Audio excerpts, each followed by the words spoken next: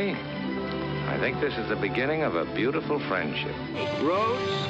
Where we're going, we don't need roads. No. I am your father. The greatest trick the devil ever pulled was convincing the world he didn't exist. You're listening to After the Ending, the only film podcast where we tell you what happens after the ending of your favorite films. And now, here are your hosts, Mike Spring and Phil Edwards. Hello and welcome to After the Ending. I'm Mike Spring. And I'm Phil Edwards. And Phil, we are back for one of our B episodes, or whatever we decide to call them eventually. I was going to say subpar, but I don't know quite fits. So. We have a par episode and a subpar episode. This is our top 5 episode. We're going to share a top 5 list and do our ATE recommends, where Phil and I share what we're watching / reading / listening to / who knows what, eating, who knows. So we have a top 5 list for you. We're excited about. As you guys hopefully know, we are, for those of you who are with us live, we're recording live. For those of you who are watching or listening to this post live, we do this live sometimes, so you should track us down and come and join us. You can make comments and we'll see our faces now. What's that, Phil? You can see our faces now. You can see our faces now, which, listen, could be a good thing, maybe not so good. I think it really depends on how you feel about all of this, but it is something different. It's nice for the ATE recommends because we can actually hold stuff up on camera when we get to that part. So, but yeah, we are here to do our top 5 list for the day. Phil, don't you tell people what we're doing our top 5 of today? Yeah, we're going to be doing our top 5 films of 2020. Basically, our favorite films. Right. The best, our favorite. And I realized, putting this list together, there are a lot of films in 2020 that I've still not seen. Yeah, I noticed that as well, but I figured it's as we're recording this, it's April. I don't know how much longer we can really put it off. Yeah. Last time we recorded, we did our top 5 films of 2019. We're catching up because after the ending previously, we've gone through our top 10 films of every year from 1917 through 2018.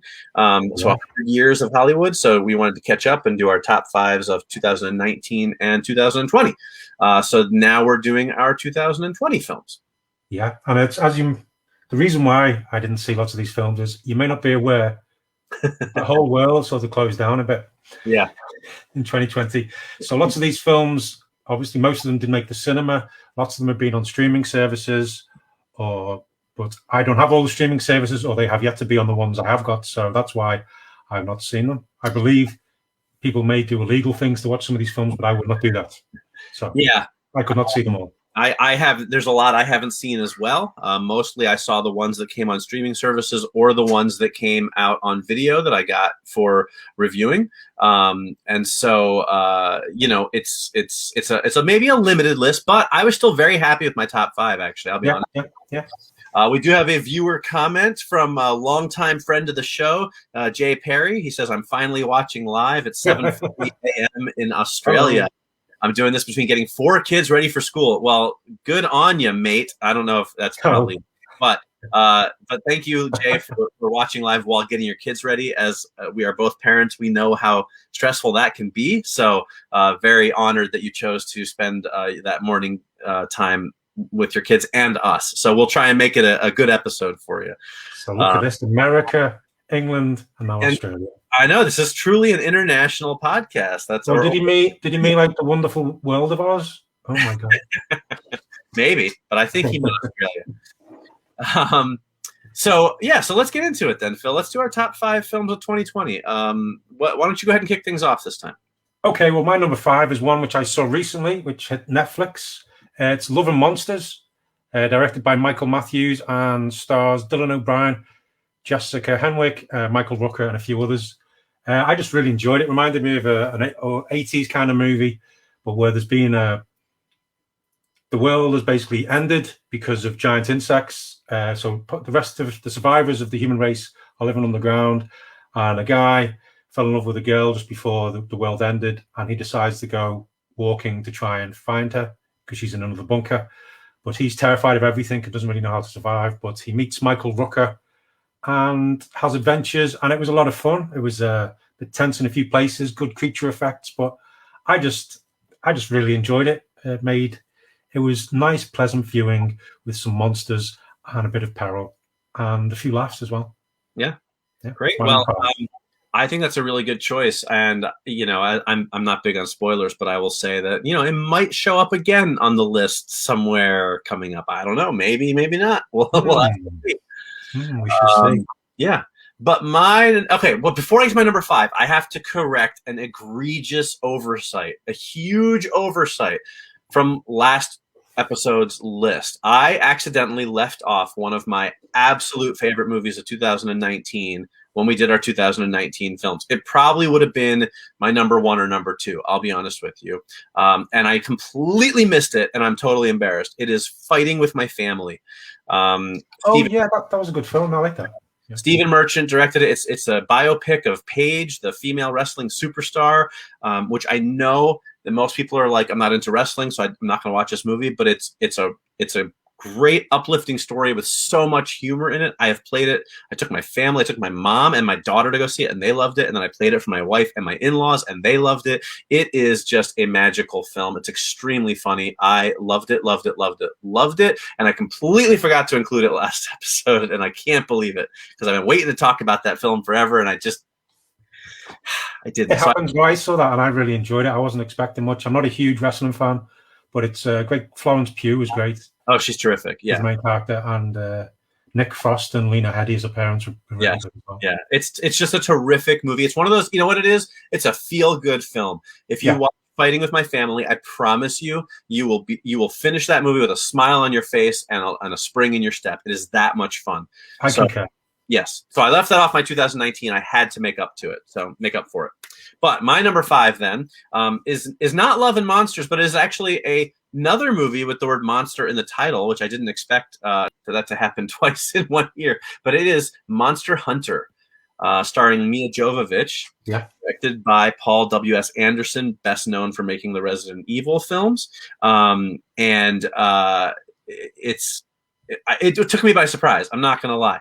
Before I get to that, though, we have another comment from Christine Fitzgerald. She said, "We saw that and totally agree. Thanks, Mike, for the reminder. See, they loved Fighting with My Family also. It appeals to everybody." So, but Monster Hunter is apparently based on this very, very popular video game, which I admit not very familiar with at all because I'm not a big video gamer. I'm aware of it, but I've never played it. Right, me neither. But it is a just like balls to the wall action film from start to finish. It's like Black Hawk Down, but with giant monsters. And I'm not a Black Hawk Down fan, but it's that kind of thing, like super intense. And Mia Jovovich plays this like army sergeant, typical Mia movies. Jay says typical Mia movie in the comments. I'm going to take that you mean that in a positive way, Jay. I'm not sure. But yeah, she's like a soldier. She gets transported to this other world where these giant monsters are, and she has to learn to kind of survive and try to get back to Earth. But it's just such a visceral and fun experience. Like it's kind of hardcore. Like there's a lot of action, but it's not too gory. It's not too, I think it's PG-13. But the special effects are great. The action sequences are just awesome. And I just sat there with a big grin on my face the whole time, just watching these colossally huge monsters and big fight scenes of her blowing everything up and shooting things and running and jumping and trying to kill things. And like, it is just so much fun. So Monster Hunter, who knew? It's like this just like hits the ground running with the gas pedal floored and literally up to the very last scene of the movie. And I loved it. I had so much fun watching it. And Jay chimed back in with his comment and says, yes, I love her. So typical Mia movie. He means that in a positive way. So that's good. So yeah, I really enjoyed it. And that's one of the ones of 2020 I have yet to see, but I was quite like the look of it from the trailer. Yeah. I was a bit wary when it's a new Paul W.S. Anderson film, although Event Horizon was great. But yeah, it's one of the ones on my list I do want to see. I think it's one of his best films in a long time, and I love the Resident Evil movies. I'm a big fan of those. I think this one was like, I guess maybe because he's a big fan of the games, as he talks about in some of the extra features on the DVD. But I just think he really got it. I don't know how it compares to the game, but as a movie, if you just want like a good adrenaline rush for 2 hours, you got to watch Monster Hunter. Okay, it's on my list. I will do that. My number 4 though is it's Freaky, which stars Vince Vaughn and Catherine Newton. It's a body swap one, like Freaky Friday, hence the name. But this time it's Vince Vaughn is playing a serial killer, and he ends up getting his mind goes into the body of Catherine Newton's character, who's a teenager at school. So you've got a serial killer in the body of a teenage girl, and it's a slasher movie, but they're having this whole dynamic change. And then Vince Vaughn is acting as if he's a teenage girl, and he just. I've always liked Vince Vaughn, but he does amazing work in the role. I just found it hilarious. I found like some of the kills were just fantastic, for some of the best in any slasher movie I've seen in a long time. The whole dynamic with all the friends, the whole reason why they swapped was really good. The opening scene as well, where you find out, when Vince Vaughn is actually being a serial killer, showed him as a typical, as a brilliant slasher hero. No, they're not heroes, are they? A slasher bad guy. But I just enjoyed the hell out of this film. And just the Catherine Newton. But both of them, the way Vince Vaughn and Catherine Newton just played their own characters, and then when the swap happened, they played the other characters, was just brilliant. And I kind of want to see a sequel, but I don't. Right. I really like Vince Vaughn's serial killer, so I'd like to see more of that as well.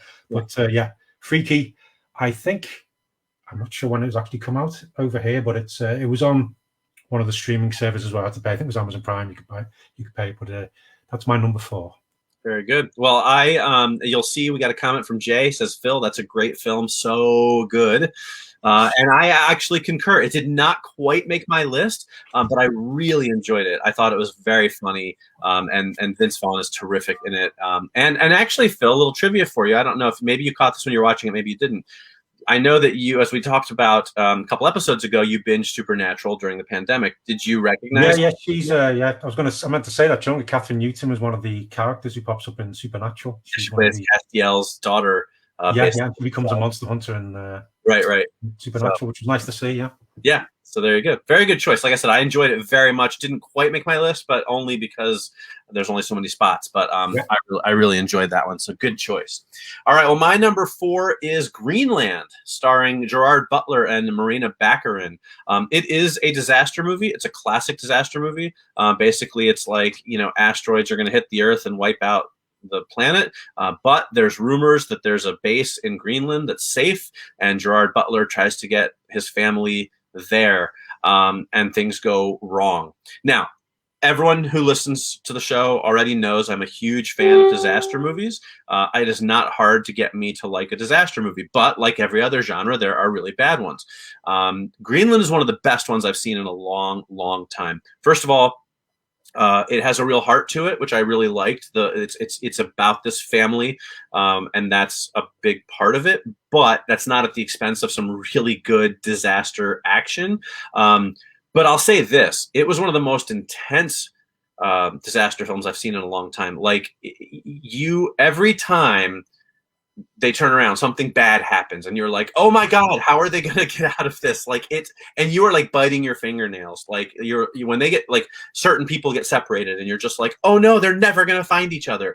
And then what they did, which I really liked, was they didn't string you out too long before they resolved one piece of the disaster. Okay, yeah. And they throw them into some other trouble. So you would just be catching your breath, be like, oh, okay, good. So, so-and-so maybe survived something or this or that. And then something else would happen. You're like, oh no, what's going to happen? But it was great. It looked great. Really good visuals. I liked the ending of it a lot. And I thought Gerard Butler was actually really good. Marina Baccarin is excellent. She does a lot of the heavy lifting in the film. It's just, if you like disaster movies at all, Greenland is the best one probably since San Andreas, which is a favorite of mine. So that's my number 4. Highly recommend it. Okay, that's one of the ones I didn't see. But Adam, one of the reviewers on Live for Films, he did a review for. He really enjoyed it as well. Good. So it was a good disaster movie, and I do like a good disaster movie. Mm-hmm. So that's another one on the list. But my number 3 is a double whammy. Okay, a bit more serious than the previous 2 ones, but it's The Trial of the Chicago 7, written and directed by Aaron Sorkin, and The Five Bloods, directed and co-written by Spike Lee. Mm-hmm. I'll just go over them briefly. Trial of the Chicago 7 is about the events back in 1968, the trial which happened there. during the protest, during the Democratic National Convention in Chicago, when the trial went on. And watching it, it was one of these ones where it's a true story with an amazing cast, where you're watching it and going, oh my God, that really happened. The judge really kind of did that. And I know obviously they do take a few liberties, but reading around it, you're just going, that can't be true. That didn't really happen. Why would it had me chewing my fingers in frustration at the way people were being treated, and the stupidity of some people involved, but also it was good to see how people came together and what was being done. And also there was quite a lot of humor in it as well, which was nice. And Aaron Sorkin, I always enjoy some of the stuff he writes, but that was my joint entry into number 3. And the other one was The Five Bloods, starring Delroy Lindo, Isaiah Whitlock Jr., loads of other Chadwick Boseman, and everybody involved was brilliant. Delroy Lindo, that was amazing. It's about five friends, or not so much friends, but they all fought together in Vietnam, and they decide to go meet up and go back there to honor their sergeant, Chadwick Boseman. And as it goes on, you find out lots about their past and about the different relationships they had then and now, and secrets are turned up. And I just thought, I do like Spike Lee's work, but they don't always hit for me. But this one was worked really well, I felt. And Delroy Lindo, I just was blown away by his performance. But he's always my number 3 films. Very good. I love Delroy Lindo. I will watch pretty much anything he's in. He's such an underrated actor. Amazingly, I have not yet watched either of those. Solely my own fault. I clearly, if you look at my list, I think for the most part, you see I was going for escapism. And even though both of those are really high on my list of films to watch, I want to see them. I've heard good things about both of them. Just haven't gotten around to them yet. Oh, yeah, I totally understand, especially with what's been going on. So. Yeah, chances are good they would have ended up on my list if I'd seen them, but I haven't yet. So, yeah. But they're both on Netflix. Yes. They're still on there now. So. And I'm going to be watching them soon. All right, well, my number 3 has already appeared on your list, so I'm sure most people can guess what it is. It is Love and Monsters. I was glad to hear that you put on your list, Phil. I loved this movie. I think one of the things that people need to recognize or know about it is just fun from start to finish. It is a big monster movie, but it is a fun monster movie. There's a lot of humor in it. It's kind of quirky. Still great special effects and action scenes, but just like so much fun. I watched it with my 14-year-old daughter, who also likes that kind of stuff, and she loved it, and I loved it, and we had a great time watching it together. And Dylan O'Brien is terrific. He's from he was fantastic. Yeah, and it's just a fun movie. Like it's just like if you like monster flicks or science fiction or action or post-apocalyptic or any of those genres, and you want to have a good time at the same time, watch Love and Monsters, because it's just fun. That is the operative word. So Love and Monsters, my number 3, and it was also on your list. So clearly we both enjoyed that one. Excellent. Yes, I'm glad it was on your list as well. Yep. My number 2 is Palm Springs, starring Andy Samberg, Kristen Milioti, and J.K. Simmons. It's basically a Groundhog Day at a wedding in a desert. But you find out Andy Samberg has been stuck in this time loop for a long time. And then Kristen Milioti from, what was it? How I Met Your Mother. She ended up getting stuck in a time loop as well. And lots of time loop shenanigans, but it's really funny. It's really well thought out as well. I also like J.K. Simmons' involvement, and you can understand his frustration and why he is constantly trying to do what he does. But it's just hit Amazon Prime as well, so you can watch it there. But it's just really good fun, good romantic comedy with that time travel element. And Andy Samberg, he just keeps going up in my estimation after Brooklyn Nine-Nine, and this is another one. He's a great actor, because there's moments, obviously in lots of these films as well, there's moments of drama as well, and human nature coming to the fore. But on the whole, it's just a real good laugh. Yeah, I haven't watched it yet. That one I'm going to blame my wife for, because I want to watch it with her, but we have a hard time finding time to watch movies together. So, it's on my list. But I am a sucker for a time loop movie as well. Yeah, totally. Again, Jay agrees with you. Another great film. The cast is perfect. So clearly you're pleasing the masses today, Phil. All right. So my number 2 is Promising Young Woman, starring Carey Mulligan. And I have to admit, I did not have a lot of interest in watching this film. When I watched the trailer for it, it's about this girl. Something happened to her in the past. Now she goes out, and it looks like she's maybe like picking up guys in bars by pretending to be drunk and then taking them home and like murdering them or something like that. And it looked very dark and very edgy and kind of quirky, weird, but not in a good way. And I could not have been more wrong about it. It is an absolutely amazing film. And Phil, if you want to do me a favor while I'm talking and look up who the director and writer of it is, because her name Emerald Fennell. What is it? Emerald Fennell. Emerald Fennell. Fennell?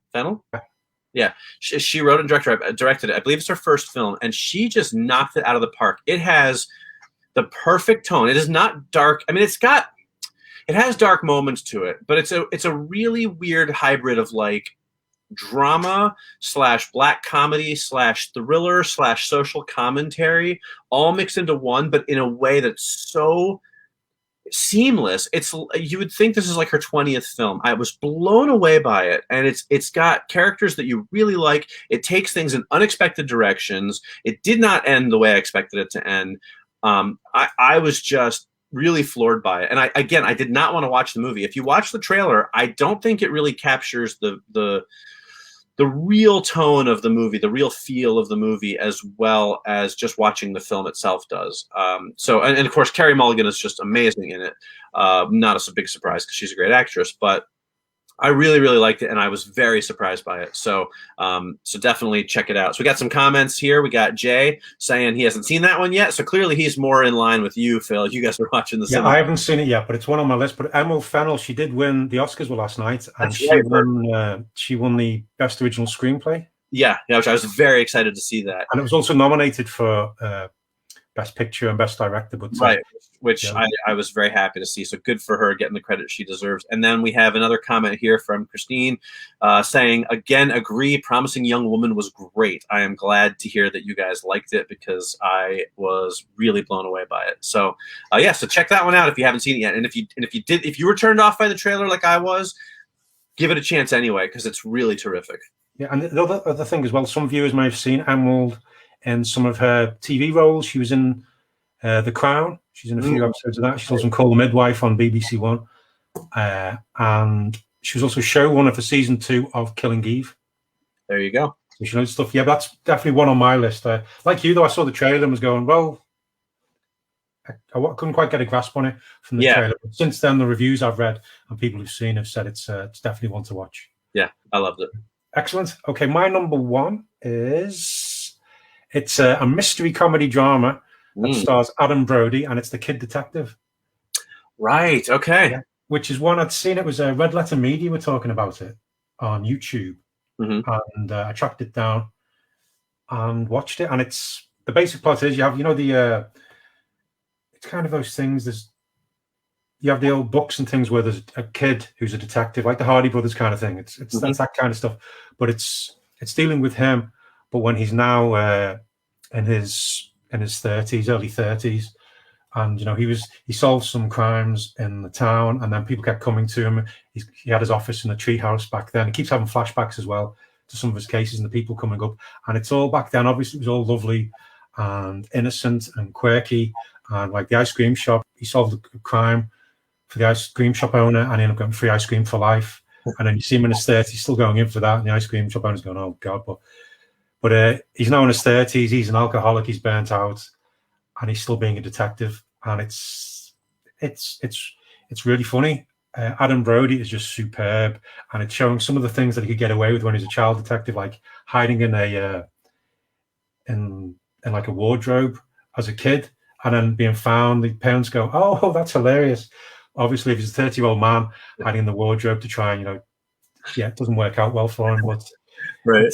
It's really good. It does go dark though, because somebody gets this woman approaches him asking to solve the murder of her boyfriend, and he follows that path, and it's when you find out what's happened, it is dark, but the way it does it is still in keeping with what's going on, and he's doing a voiceover as well through like a typical film noir detective. But it's a great film noir thriller with some quite funny bits as well. But Adam Brody, he's just fantastic in it, and it's probably one of those ones which not many people would get to see. Yeah, it's definitely, if you can find it. I think it was on Amazon Prime. I think you have to buy it at the time when I saw it, but check it out. It's good fun.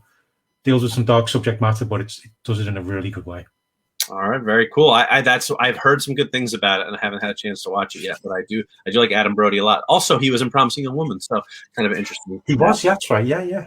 So I'll be sure to check that one out as well. All right, so my number one film for 2020 is the reason why I don't pay attention to the Oscars that much anymore, because it didn't get nominated for like a single one, and I find that completely ridiculous.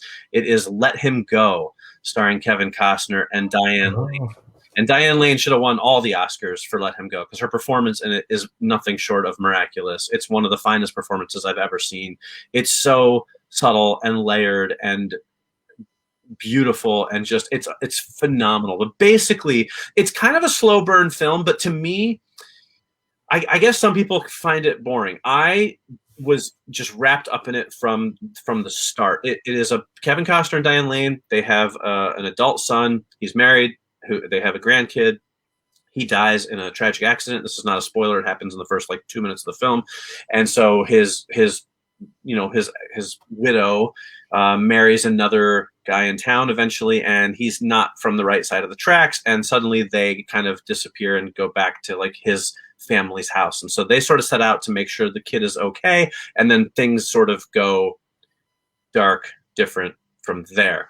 And it is, I was blown away by this film. I watched it because I'm a huge Kevin Costner fan. I'm a big Diane Lane fan. And I thought, okay, it looks interesting.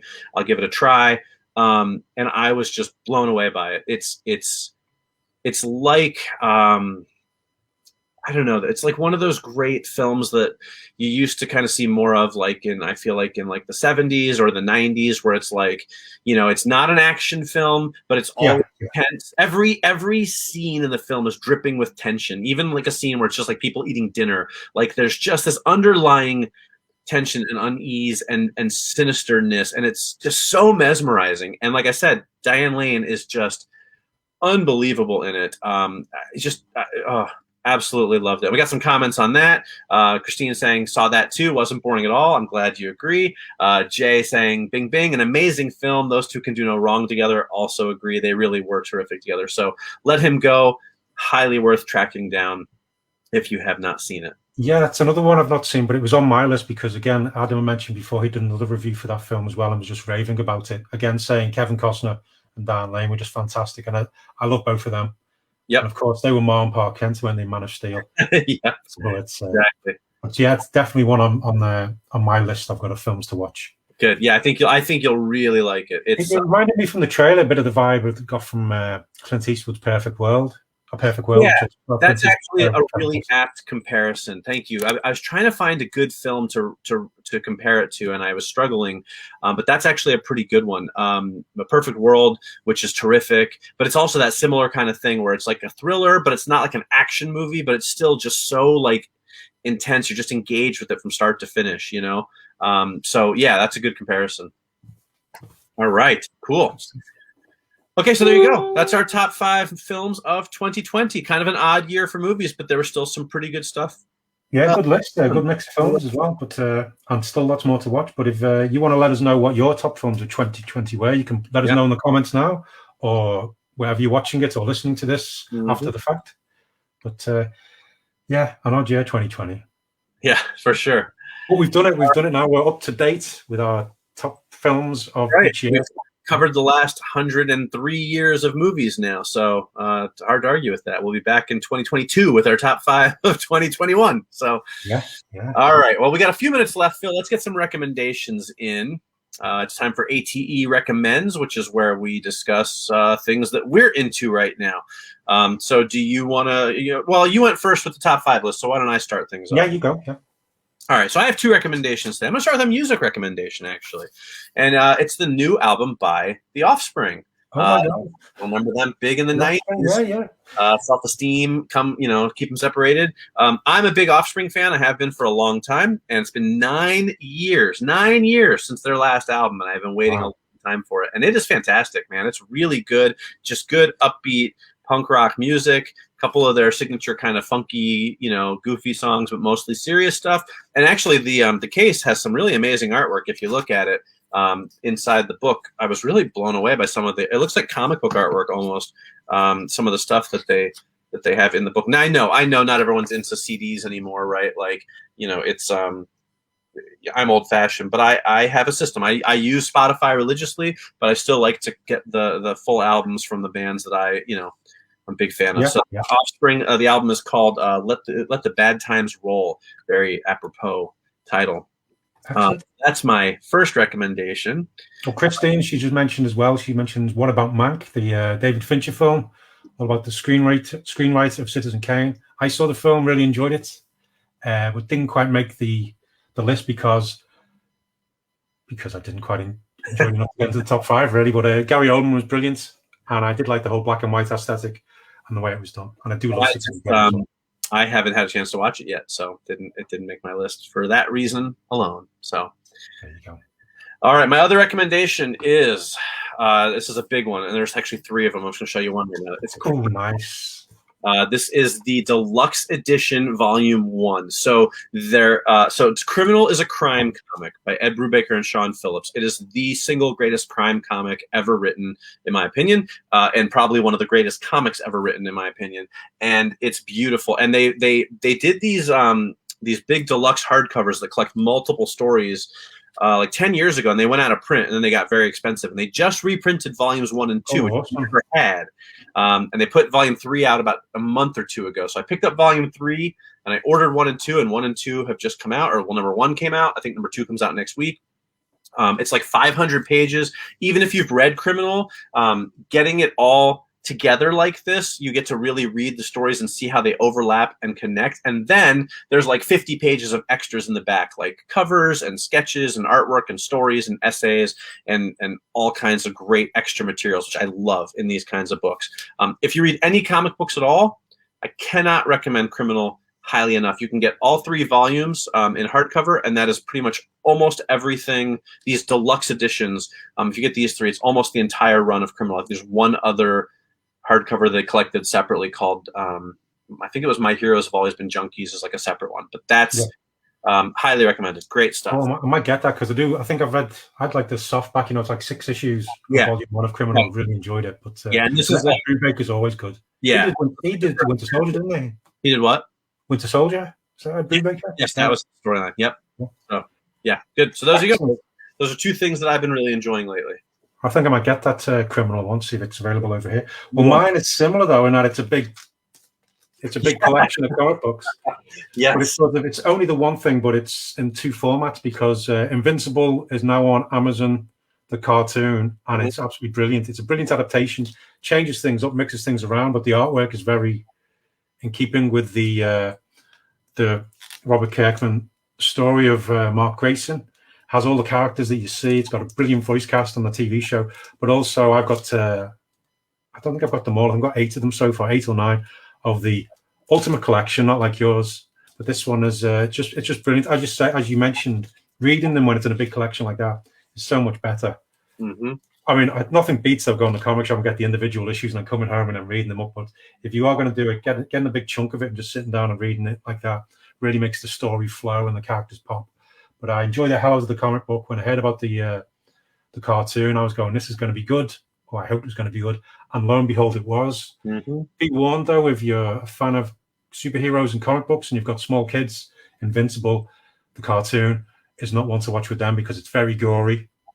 Yeah. But in a good way. It works really well. And you need that to show that the stakes are so high and superheroes can be hurt as well. But it's just brilliant. Really good characters. A lot of fun, a lot of laughs, and a lot of shocks, surprises, drama, and bits that'll make you go, "Oh no!" That's my recommendation. Invincible. So I have all 12 of those volumes on my bookshelf, and I just reread them not that long ago. Actually, just 12 altogether. Oh, okay. 12 total. It's the whole series. Right before the show started, I went back and reread the whole series from start to finish because it is probably my single favorite comic book of all time. If I had to pick like one comic book to take to Desert Island that wasn't like Spider-Man, because that's just too many, but like Invincible is probably it. I absolutely love Invincible, the comic book, and I love the cartoon too. I think it's great, but that is a great choice. I'm glad you recommended that. That's terrific. Well, there's lots of Spider-Man parallels with the character as well, isn't he? Teenager. Oh, sure. Things, yeah, definitely. So good recommendation. All right. So there you go. That was our top 5 films of 2020, our recommendations of what we're into right now, and that is going to start to bring us to a close. For those of you watching live, we'll be back again in 2 weeks. For those of you watching / listening after the fact, you'll because we're spacing these out a little bit, you should have a new episode waiting for you next week. So hopefully everyone is satisfied. All right. Anything else you want to add, Phil? Just thank you to everybody for watching and for commenting. We really appreciate that. Absolutely. Love in the live comments. It's a lot of fun. Yeah, I think that's it. All right, great. So there you go. So that's going to wrap us up for now. As always, we thank you for watching and listening. I'm Mike Spring. And I'm Phil Edwards. And we'll see you next time. After the ending.